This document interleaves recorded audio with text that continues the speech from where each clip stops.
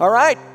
Good evening, everyone. If you are watching this on Sunday on Father's Day, then happy Father's Day. If you're watching this on Tuesday, hey, you missed Father's Day. If you watch this any other time in the future, Father's Day was sometime in the past and it's coming up sometime in the future. Anyways, happy Father's Day. It's summer solstice today. It's my 23rd anniversary today. I mean, it's people's birthday today. I don't know who, but there's people who are born on this day all around the world. So good day for celebration and happiness and all that kind of stuff. Again, a shout out to the Tuesday group. Going to be watching this on Tuesday. Thank you for giving it a go this week. Anyways, glad you're all here with us. Today we're going to be continuing this study entitled Helpful Compassion. Helpful Compassion. And my heart behind this series is to help us to love our neighbor helpfully. To love our neighbor in helpful ways with great compassion as we live through these days together of great upheaval. If you happen to be watching this in the future, in a couple of years from now, we are living through the great upheaval of COVID-19. COVID-19 is it's about the coronavirus that started in 2019. It is not about the amount of weight that I've been putting on during this pandemic, but it feels like that. Anyways, we're going through COVID-19. The world is mostly still shut down, or at least Scotland still shut down in order to contain this virus. It's an awful time for many people and their experiences. Fear is extremely high. Anxiety is off the charts. Isolation is uncomfortably prolonged and everywhere, and it's been going on for months. People have lost income. People have slipped into depression. Mental illnesses is up. Domestic awfulness is up. We've been mostly restricted to being at home. Although great news, we can now use somebody's toilet somewhere. Like we can now use. I mean, that's a win right now. Like we're so in such great isolation, huge amounts of isolation, no fun isolation. Lives are being shaken. People's lives are being shaken. We talked about 5 ways people are being shaken in these days. We're talking about how people's health, it's a virus, it's a pandemic. People's health is being shaken. People's wealth, their finances are being shaken in this moment. People's identity, their sense of identity, even in the churches, people are like, oh man, I find my identity. I'm the sound guy, or I'm the welcomer, I'm the greeter. I work with the kids, and all that's kind of shaken. Jobs and all that sort of stuff. People's identity is being shaken. Socially and relationally, all of our relationships are different now. They're via screens and Zoom and all that kind of stuff. We're not able to meet in cafes. And then also there's this huge movement of justice in the world right now. Not only are we living through a global pandemic, but with the murder of George Floyd by a white police officer in the United States, the world is now going through an incredible and wonderful corrective against multi-generational systemic global racism and injustice. Our past, people are waking up to this sense that our past, not just in the U.S., but around the world, our past is full of great evil when it comes to racism. Our past needs a great amount of repentance, and it's amazing to live in these days where the whole world is waking up to the systemic evil, to the global evil, and trying to move towards a better future. We're very excited about the trajectory that our world is on at this particular moment, but that justice issue is going on as well.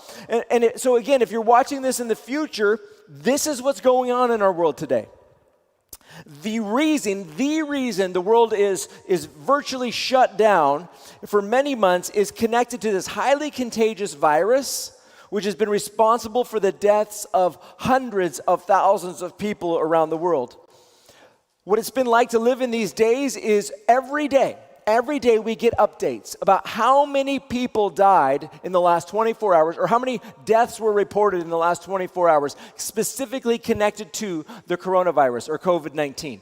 Every day, for months, you wake up in the morning, this many people have died in Scotland in the last 24 hours, or how many deaths have been registered. This is how many deaths were registered in the UK. This is how many registered deaths took place in, I don't know, we get randomly, we had to hear from Spain and from Italy, or maybe from Brazil or from the US.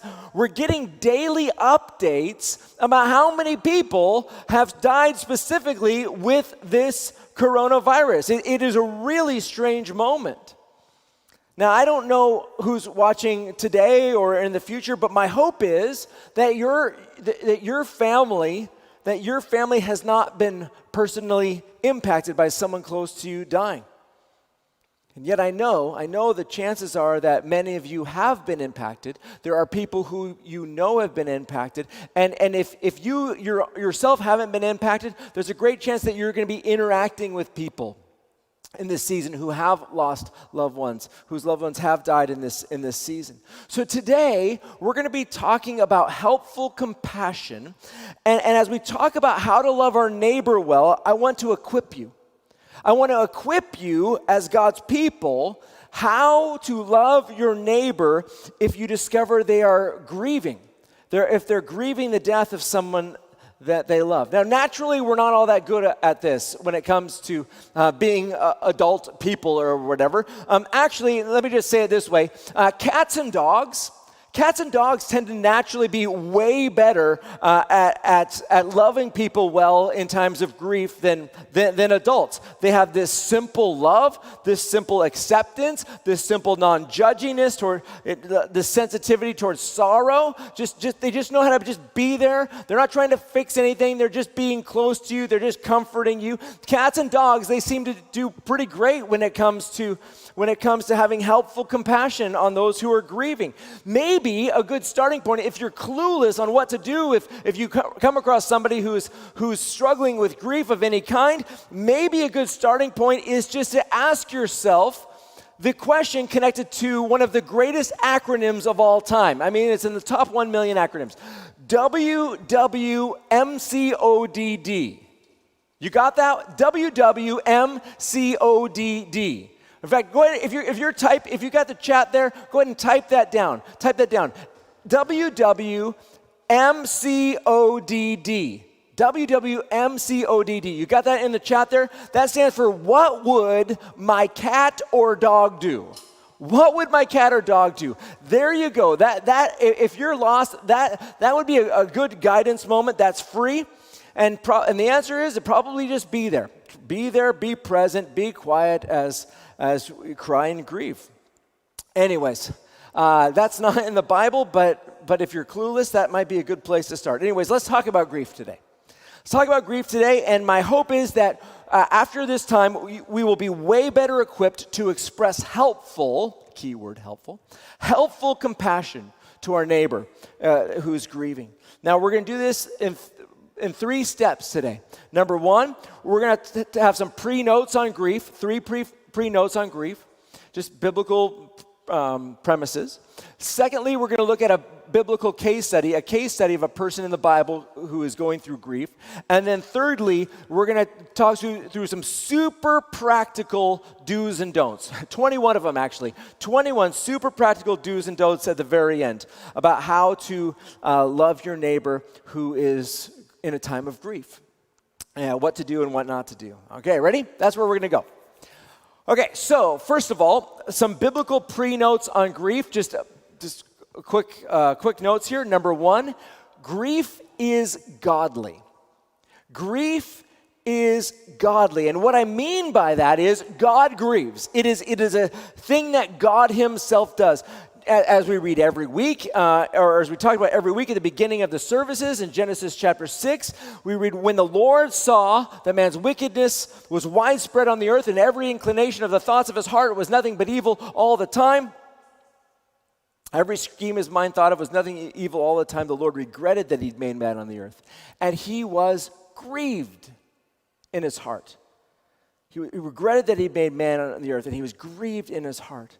God, who is perfect, grieves. Every person of the Trinity, the Father, Son, and the Holy Spirit, have grief connected to them in some way or another. Like the Holy Spirit, don't grieve the Holy Spirit. It's a God attribute. And as people who are made in God's image, in his likeness, our grief and grieving reflects a goodness, a rightness connected to our Creator. That's number 1. Number 2, grief is the right response. Grief is the right response to pain and death. If your emotions are in sync with the God of heaven, sorrow and grief will flow when someone you love dies. If your emotions are healthy and in line with God, grief and sorrow will flow. That's number 2. Thirdly, Grief is to be for a season, not forever, not for a day, for a season. Grief is to be for a season. And we see this all through the Bible, seasons of grief. And that's a good thing. But again, it can't last forever. A few years ago, during the Joseph series, I don't know how many years ago that was, I did a message on Jacob and how his season of grief went on for like 20 years. It went on way too long. And we talked about the toxicity because he never fully went through all the stages of grief, and he got stuck there, and it got toxic after 20 years. If you want more on grief, and you can go back to the Joseph series and look for that message about Jacob. But anyways, we see so many good examples of seasons of grief in the Bible, even people being proactive about that. The whole nation after Moses dies, just being like, okay, 30 days. We're not going anywhere. We are just going to sit right here, and as a nation, we are going to grieve. We're going to grieve for 30 days at the death of Moses. That's good stuff. All that to say is, people, when it's time to grieve, grieve. Like, actually grieve. Go for it. You don't have to be tough in that moment. You can let yourself grieve. You don't need to stuff it in that moment. Grieve. Get it out. It's for a season. It's for a season. And do that because grieving is good. It's godly. It's healing. All right. If your neighbor is grieving, let them grieve. Your job is not to get your neighbor to stop grieving. That's not what your job is. Your job is to help them grieve well, to grieve, to help them get all that sorrow and that pain in their heart, to get it out in a loving environment, in a safe environment, in a patient environment, giving them space to talk without judging them. We'll talk about some of the practicals in a moment. But yeah, that's your job. It's not to get them out of grieving. It's not to make them feel happy in that moment. Okay, so let's talk through a case study. So the last case study I did was Jacob, which we talked about. This time I want to look at grief through the eyes of someone I've talked about recently a time or two, Job. Job. He is someone who experiences a lot of grief based on the death of his loved ones. Now, I'm not going to read Job out loud right now. I'm going to talk through the story, but again, you can find the story in the book of Job. I've read from it quite a bit recently, but yeah, it's in the Bible if you want to read it, but I'll sum it up for us today, just to keep it moving. The story begins with Job, highly blessed, a man who loves God, who shuns evil, stays away from evil, highly successful, the most successful man in all of the East. And he had a wife, he had 7 sons, he had 3 daughters, and then tragedy struck his house, shockingly. And in one day, he learns that all of his great wealth is gone. It's been either taken, stolen, destroyed. It's completely gone. And on the same day, he learns that a great windstorm, think tornado, right? Think tornado, destroyed the house that his 10 kids were in, and they all died in that accident, in that tragedy. So the house collapses, and in one day, all of his wealth is gone, and his 10 kids die. Now, as readers of the book of Job, we get a little bit of a hint about what's going on. We get some behind-the-scenes stuff there. But in Job's experience, all he knows is that it was a really bad day. He lost everything, and his 10 kids, all 10 of his kids tragically died. And so that's his context, and in that great anguish and grief, what does Job do? Well, he stood up. He tore his robe, that agony, that heart-rending, that tearing of his robe. He shaved his head. I highly recommend it. He shaved his head. He fell to the ground, and then he worshiped God. He worshiped God, saying, "Naked I came from my mother's womb, and naked I will leave this life. The Lord gives, and the Lord takes away. Blessed be the name of the Lord." Day one, all this tragedy strikes. All 10 of his children die in one accident, and he falls down and he worships God. Blessed be the name of the Lord. That's chapter 1 of the book of Job. Day 1. He responds appropriately in his grief with great anguish, and yet also worshiping God. Now, I want to say something about grief to us who have been Christians for a while. When people we love die, and when they die suddenly and unexpectedly, it can really throw us spiritually sometimes if we're not like in a truthful mindset about life in the world that we live in. Maybe we can start to worry that, oh man, this tragedy struck, I must have done something wrong. And we think that maybe God's punishing us because we're feeling this intense pain and grief. And so we think that maybe there's something wrong. But I just want to remind you that when it comes to grief and tragedy, like everybody goes through grieving seasons. It's painful. You live long enough and you are going to experience grief at some point. Grief of loved ones, maybe of family members, maybe of parents or friends, the death of maybe your spouse or children. Sometimes when life's been going good for a while and maybe you've been walking with God for a long time, you can start to think, that things are generally going to go well for you and you're going to be exempted out of experiencing such intense pain of grief. You'll get out of that happening to you. But everybody who lives long enough goes through that. That painful and surprising grief happens. That happens, and it's not something to throw you spiritually. None of us are above experiencing the tragic loss and ultimately untimely death sometimes of loved ones. So Job experiences this in chapter 1, and then things get worse for him. He loses his health. He's covered with boils, and that's awful. This is in chapter 2. In chapter 2, his wife turns against him, and she basically encourages Job to curse God and die. She says, Job, you still maintaining your integrity? Why don't you just go and curse God and die? Now, before we blast Job's wife, which I think is really easy to do in that moment, you're looking at Job, you're looking at his anguish, and it's so easy to be like, wow, she's not there for him in this moment. I just want you to remember that Job's wife needs helpful compassion as well.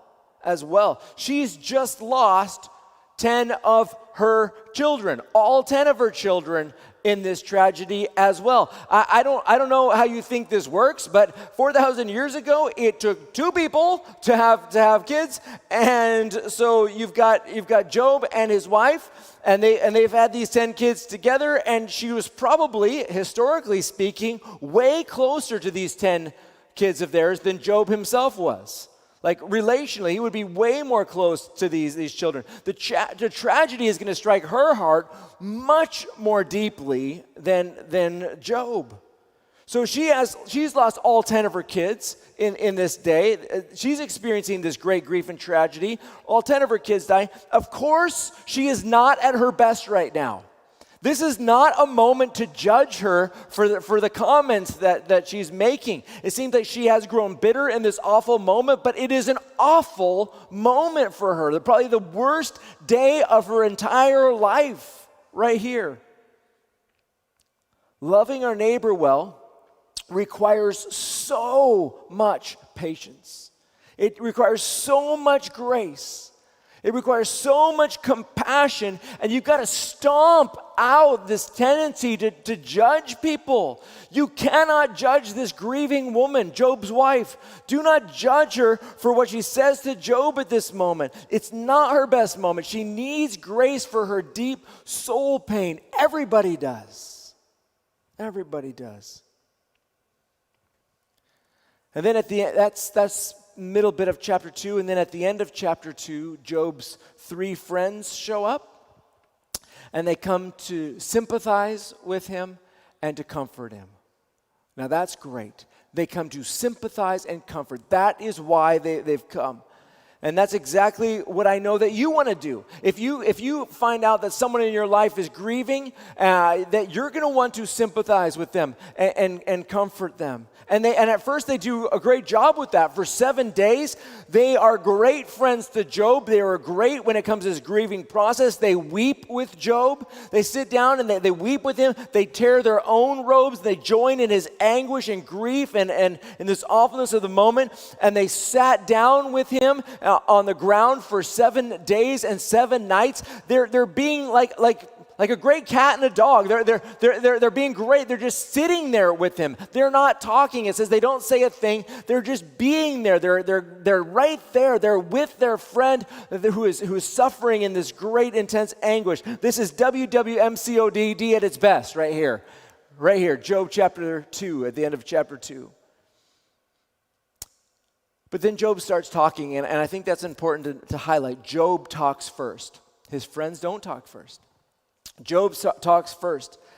And when Job starts talking, you can see that he's gone into a darkness. In chapter 1, we saw day 1, blessed be the name of the Lord. Now, after a few days, how many days? Well, 7, his friends have been there. But I don't know how long it took them to hear the news and then to come to that place, to show up there. But his friends are there. It's been a few days, and now he's in a pretty dark place. In fact, he's cursing the day he was born. He's in such grief and anguish, and he curses the day he was born. He wishes he was never born. He's hurting. He's expressing just how awful he feels in this moment. Now, everyone, this is important. People who are grieving, they're in so much pain, they need graciousness from you. They need patience from you. And they need love from you. In fact, why don't you just type those into the chat right now? Those 3 words: graciousness, patience, love. Those are the things that they need from you. Graciousness, patience, and love. Graciousness, patience, and love.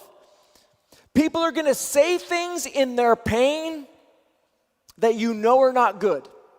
They're going to say things that you know is just wrong, and it can be so easy to hear someone say that they wish they were never born or they wish they were dead and want to tell them off for saying such a thing. They're in anguish. They don't need to be told off. They need a safe person. They need safe people maybe to be patient with them, to sit there lovingly with them, to be there and let them pour out some very toxic, dark thoughts, getting them out so that they don't stay inside. They need that safe, loving environment. And this is where the story goes bad in Job, because his friends, although they were brilliant for 7 days, they couldn't let Job's grief-filled, anguish-filled words go, and they jumped in to correct him. And they started even reproving him for his bad theology and his bad thoughts at particular moments, at least bad in their estimation. Look, guys, if your neighbor is grieving, if anybody in your life is grieving, they need patience for the things that they might be saying in their pain. You might have to just overlook some stuff that's being said in their pain. And they're going to need grace for having bad theology. Now, as your pastor, I'm telling you, in this context, it's okay to overlook some bad theology in that moment of grief and pain. It's okay to be gracious that their theology isn't perfect when their suffering is off the charts. They don't need perfect theology in that moment. They need love. They need grace. They need patience. And you have to understand they're working through a process. So let them work through it and love them and just be there. Well, Job's friends, they're genuinely trying to be helpful, and I believe that. I believe they're trying to be helpful. They're trying to lead Job in what they believe, although they're not correct on this, what they believe is down a truth-filled path. They're wrong, but I think they have a good heart here. And I know how hard it can be, and you probably know how hard it can be to see people that you love struggling with their faith in God, struggling with their having right thoughts about God when they're in their pain and grief, when you see them suffering and see them angry and see them frustrated. But no matter how good these 3 friends' intentions, Eliphaz, Bildad, and Zophar, no matter how good their intentions, their wise words were not only not helpful, but they were hurtful. They wanted to be there to show compassion and to sympathize, but they ended up being hurtful. And that's why we're talking about this today. We're talking about this today because we can have the best hearts in all the world when it comes to seeing someone who is grieving, and we can give them lots of time and we can listen to them well, but it's so easy to cross that line in a delicate moment and actually be hurting a person that we want to be helping. So that's why we're talking about this. These guys, Eliphaz, Bildad, and Zophar, they have watched their friends go through what looks like a dark depression and be upset at God, and they want to bring him out. And they try for 27 chapters to bring him out. And then finally, they give up. And another guy, a guy named Elihu, starts speaking. And you see this beginning in chapter 32 of the book of Job. And Elihu starts saying something differently than Job's three friends. Now, Elihu seems to be a bit smarter than the other three. He's been quiet all the way through this time. And then finally, Elihu is pretty simple. I mean, it goes on for a couple chapters, but he's pretty simple in what he says. And basically, he says something like, Job, like, I see that you're really grieving. And these guys are not making it better. I'm frustrated with those guys too.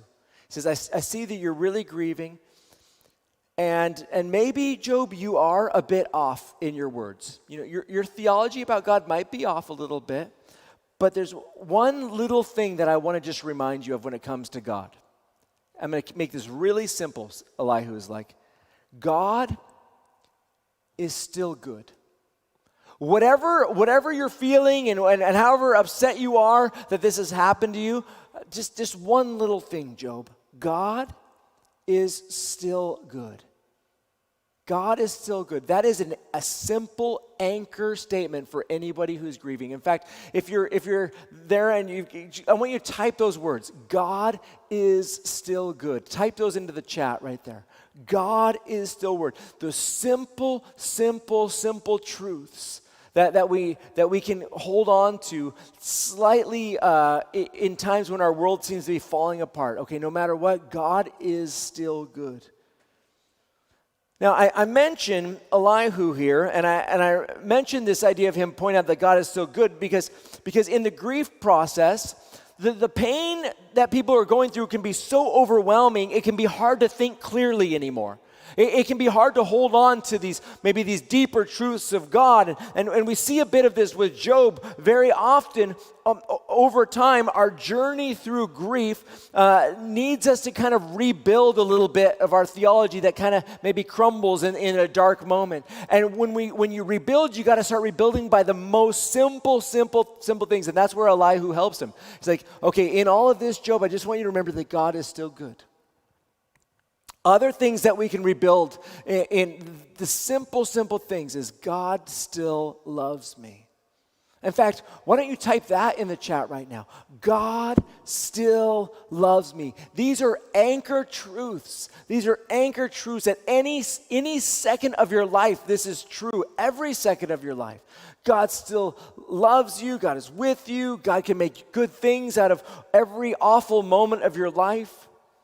But the thing is, in grief, and like what Job is going through and what we go through, people often dip out of truth for a bit. And Job doesn't do this very much, but we can do this all the time, and we can dip into some lies, like maybe feeling like, God's abandoned me, or God is angry at me, or God doesn't care about me anymore, or God doesn't like me anymore, or he's forgotten me. Whatever the case, we start getting upset at God, and we get angry at God because we're feeling so much pain, and so surely that means that God's not holding up his end of the bargain, because if he was holding his end of the bargain, I wouldn't be feeling the intensity of this pain that I'm going through.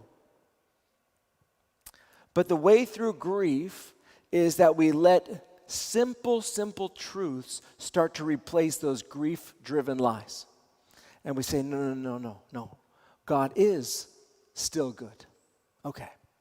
God does still love me. God is still with me. In fact, why don't you type that one? God is still with me. God is still with me. God is still with me. So that's what kind of happens with Job. and his life. And that's his journey. And then ultimately at the end, we see this great restoration and Job's life. The second half is blessed much more than the first half. There's a lot more to the story. That was just a look just at the grief aspect of Job. But it's a powerful story. Okay, let's talk about some practical, helpful, compassion, how-tos. This is extremely how to love your neighbor well. And we're going to talk through 21 do's and don'ts. That's right, 21 do's and don'ts. I'm going to spend less than 10 minutes on each one. No, I'm going to go through this really quickly. 21 do's and don'ts for when someone you know is grieving. Now, I want to also note that everyone's different. Everyone's different. These are generally true things. This is not Bible necessarily, but this is guidance. Think of them more like proverbs, things that are helpful. But again, everyone's different, and some of these can be shuffled. In fact, as I go through these, you feel free in the chat to be like thumbs up or amen or just like yeah. This is not a time for thumbs down. No, boo, that's not what I like. No. Just this is only affirmation. Feel free to be affirming as you want as we blaze through these super quickly, okay?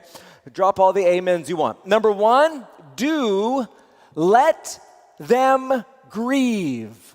Let them grieve. Do let them grieve. We are called to comfort people, but comforting people isn't about stopping their tears today. And I feel like people are getting confused about this. If they're comforted, they will not be crying. No, that is not true. Comforting people isn't about stopping their tears today. It's about being with them, comforting them in their tears, comforting them in their grief, not comforting them so they get out of it today. It's about being comforting in it, in the mess of it all. It requires good and patient and gracious, just loving them. Do let them grieve. Don't stop someone crying, number 2. Don't stop someone crying. Don't say don't cry. Crying is good. It's healthy. Number two. Don't stop someone crying. Crying is good, healthy. Jesus cried, let them cry. It's okay to be silent and just let them cry. It's fine. Again, WWMCODD. Like your cat would just be sitting there. Your dog would just be sitting there while you cry. That's totally fine. Don't stop someone crying. Number 3, do acknowledge how bad it really is. Do acknowledge how bad it really is. Death is awful. I don't believe that we were created to die. And in fact, but instead I believe that the wages of sin, the result of sin entering the world is death. And yet in the end, we see about Jesus putting that final enemy under his feet and the last enemy being death and destroying that forever. We will get back to this place where there is no more death, but death is awful. And we can acknowledge that it's awful. Number 4, don't try and spin everything positive. Let them grieve. Oh, don't grieve. They're in heaven. They lived a good life. Okay, no, you don't have to spin everything positively. You might feel like it's hard to watch them grieve, but you can let them grieve. You don't have to spin it positively. Number 5, do listen. Listen. In fact, just type listen in the chat right now. Just type listen. This one is so crucial. Listen. Don't talk. Zip it. Don't talk. Listen. Let them do all the talking. Or let them do no talking at all, but you don't talk. 5, do listen. Number 6, don't compare your experiences. Don't sit there and just telling them your story about how you went through this process that was grieving, and it was kind of like, your great aunt 6 times removed kind of had this feeling, and you felt this feeling of grief, and so you kind of somehow understand what they're feeling, and just don't do that. Don't talk. Like, go back to number 5. Do listen. Listen. Number 6. Don't compare your experiences. It's about them doing the talking, and that's why we jump to number 7. 7 is do ask questions. If you're going to talk, it better be a question. It better be short. The question is things like, what memories jump out at you when you think of that person right now? Talk to me about some of your favorite stories. What is it? What are some of your favorite memories of this person? What did you admire about this person? What inspires you about this person? What's something that you want to take with you as you continue to remember this person? Ask them questions and let them talk. Number 8, don't comment on their appearance.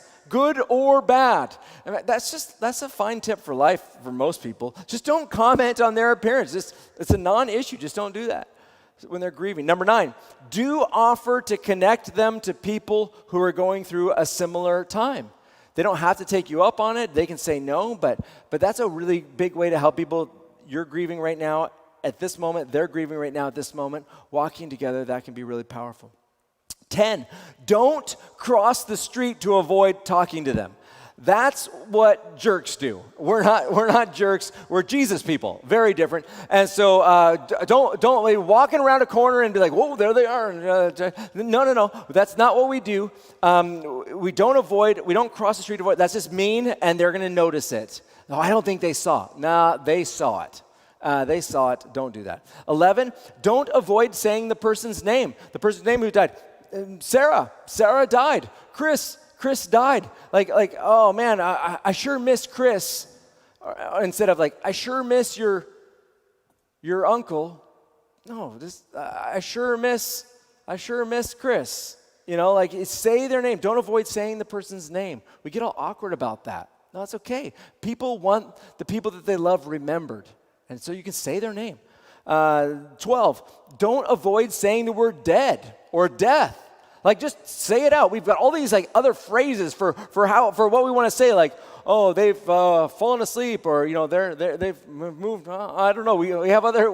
We go to great lengths. Our whole society has all these other phrases. It's okay to say they died. Chris died. Sarah died. Yeah, it's okay to say that. Don't avoid saying that word. 13. This is a very modern one. Don't tag grieving relatives in photos of the dead online. So it's pretty difficult when you're grieving. A lot of times people just have to get off of social media altogether. You can post things online. You can post pictures of the dead online. That's totally fine. But don't tag their relatives so that it just jumps right at them the second they log in. Okay, just don't do that. Let them search for it when the time comes. But let it come at their time. Don't tag them on that. Okay, number 14. Do acknowledge their grief. I'm so sorry. You're like, I don't know what to say. I got 3 words for you. I'm so sorry. And then stop talking. It's okay. You don't have to say much. You don't have to know what to say. Just say what's true. I'm sorry. I'm so sorry. I'm so sorry. So do acknowledge that grief, but also 15, do judge their reaction and be ready to change topics fast. Okay, if you say, hey, I'm so sorry, and it's clear that they don't want to talk about it at all, and they get all awkward about that, then have that back up, switch topics really quickly. Isn't it great now that we can use each other's toilets? It's kind of like the great win of the week, I guess. We can use each other's toilets. We can't go inside it for a chat, but we can use it. I don't know. That's probably a really bad example. That's a very terrible example. Just be ready to switch topics fast. Like, you don't make them talk about it if they don't want to talk about that. Be sensitive. Be aware to that. 15. Number 16. Don't say anything to diminish their grief. Like, they were old. They were old, so, it's probably okay. Or hey, they lived a good life and all that sort of stuff. Or, we knew it was coming. It's been a long time coming. Look, it still hurts. Whether the person is 33, 43, 53, 63, 93, 103, if you love them, it still hurts. It doesn't matter how old they are. It can still hurt. And I hear people who are going through grief being like, yeah, but they were 93, and I'm like, who cares? Who cares? It's still grief. It's still grief, and so don't do anything or say anything to diminish that. 17, you don't have to only focus on the good.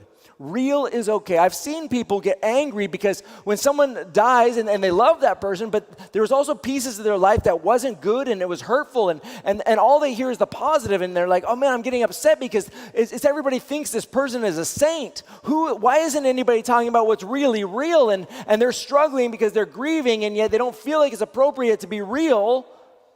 Because all of a sudden we're supposed to just only acknowledge only the good and not say anything about the challenging. It's okay to be real. Real is okay. You don't have to only focus on the good. 18, do prepare for the worst. Make sure that there's a plan for that person. Either you or someone close to them, make sure that they have an SOS system, and just in case they come up to a very scary moment in their grief. Hopefully they'll never have to do that, but if they get to a place where they are just overwhelmed with grief and they're at their worst, who are they calling? Who is going to be there? Who is going to be rushing over to them in that moment? What is the plan for the very worst moment for that person in their grief? Make sure there's a plan, 18. Number 19, do give little bits often. For example, 3 words. Thinking of you. 3 other words. Praying for you.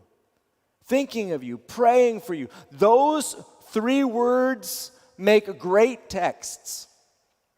And you're not limited, by the way, to messaging someone once a week or even once a day. You can send a thinking of you. 2 hours later, hey, praying for you right now. An hour later, praying for you. 3 hours later, thinking of you. Little bits, often. That can just mean so much, the tiniest bit, but often. Give little bits often. 20. Number 20, don't judge. And they might be having a bad day. They might be saying bad theology, saying bad things about God. Again, just be gracious. Be gracious. Again, we talked a lot about that in Job. If you do speak the truth, keep it really, really, really simple. God still loves you. Just keep it so simple. But mostly you're quiet and you're listening and you're letting them talk. 21, do what you feel nudged to do. Actually do it. Just do it. So don't say, this is not really great. Don't say, if you need anything, just ask. That's not actually very helpful. Maybe you feel good, but it doesn't help at all. If you say, if you need anything, just ask, most people who are grieving do not have the capacity to think, what do I need help with, and who can I ask to help me with this? There are so many decisions, there's so much, everything is overwhelming at the moment. Just do it. So you say, you don't say, if I can do anything, just ask. You say, I'm going to bring you a meal. Can I bring it tonight? No. Okay, you got somebody else bringing you a meal tonight. Can I bring it Thursday? Yes. Nobody's. Okay, I am bringing you a meal on Thursday. Great. Just do it. Don't ask. I'm going to come over and I don't know, cut the grass. Can I come over on Wednesday afternoon at 3 p.m.? Okay, yeah, that will be fine. You can come over and do that. Great. My family and I would like to take your kids out for a walk through the park with proper social distancing and all that sort of stuff. We'd like to come along at 1 o'clock tomorrow. Is that okay? Would that be all right with you? Yeah, okay, that would be okay with me. That would be great. Do you want to come with us? No, I don't want to come with you, but I could use some time to kind of work through some stuff. Great. We're 1 o'clock tomorrow. But don't ask, don't say if you need anything, just ask. You tell them and do that. Okay, be specific.